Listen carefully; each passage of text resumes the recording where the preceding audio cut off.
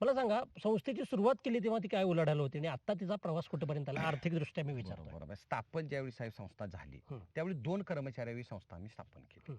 आणि त्यावेळीचा पहिल्या वर्षी आम्हाला साधारण 22 ते 25 लाखाच्याच ठेवी होत्या. हं. आज आम्ही साहेब 98 कोटीच्या ठेवी पास केल्यात म्हणजे 100 कोटीकडे आज आम्ही निघालोय अच्छा. आणि कर्ज पुरवठा आमचा 73 कोटीचा कर्ज पुरवठा आहे. अरे बापरे. हा सगळा कर्ज पुरवठा शेतीशी निगडीत आहे आणि त्याला जोड म्हणून जे शेतकरी साहेब गोल्ड लोन साठी हं. मग फायनान्स कंपनीकडे जात्या बरोबर. सोनारांच्याकडे जात्या हं. त्यांना आमच्या प्रवाहात आणून कमी व्याजानं कर्ज पुरवठा गोल्ड लोनचा एक आम्ही त्यातनं करतो. बुलढाणाचा पुरवठा सुद्धा हा. करतात. आणि शेती आधारित मोटरसायकल बसणं घर बांधणी बसणं जमिनी घेण्या बसणं हं. सर्व कर्ज पुरवठा आमच्या कृषीपूरक संस्थे माध्यमातून आम्ही करतो. मला हा तुमचा प्रवास हा अतिशय मोठा वाटतो, क्रांतिकारक वाटतो. कारण सहकार्याच्या क्षेत्रामध्ये काम करत असताना तुम्हाला त्यातल्या मेखा कळत गेल्या, बरोबर. की काम कसं केलं पाहिजे, लोकांशी कसं कनेक्ट झालं पाहिजे. शेतकरी हा असा एक घटक असतो जो अत्यंत कष्टातून स्वतःचा संसार आणि राज्य उभं करत असतो असं माझं मत आहे. बरोबर. राष्ट्र उभं करत असतो. बरोबर आहे. आणि म्हणूनच लाल बहादूर शास्त्रींनी जय जवान जय किसान असं म्हटलेलं आहे. हं. शेतकऱ्यांच्या दुःखांना व्यथांना बऱ्याचदा राज्यकर्ते जुमानत नाहीत. बरोबर. हे दुर्लक्ष करतात, हे आपण मान्यच केलं पाहिजे. बरोबर आहे. ही दुःख तुम्ही बघितलीत कारण तुम्ही बरोबर. स्वतः शेतकरी शेतमजूर कुटुंबातले आहात. बरोबर.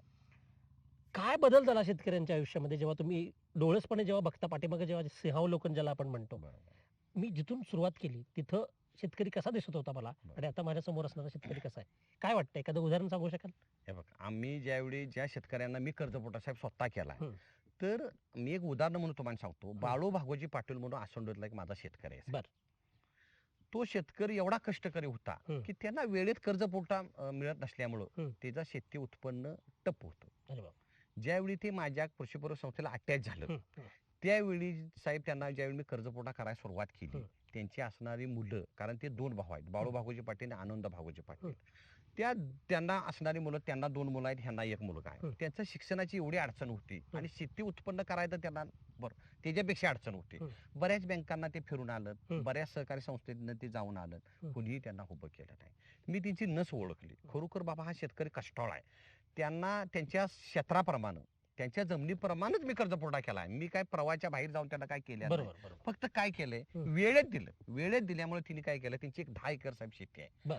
10 एकर शेतीला एवढी तिने डेव्हलपमेंट केली म्हणजे बागायत मध्ये 5 एकर होती हं. नंतर 2 एकर तिने तयार केली नंतर 3 एकर तयार केली आणि टोटल 10 एकर आज जमीन त्यांची एवढं ते ऊस काढतात. आज 300 टन साहेब ऊस काढतात. 300 टन ऊस निघतो. 300 टन ऊस आज ती स्वतः काढतात. बर.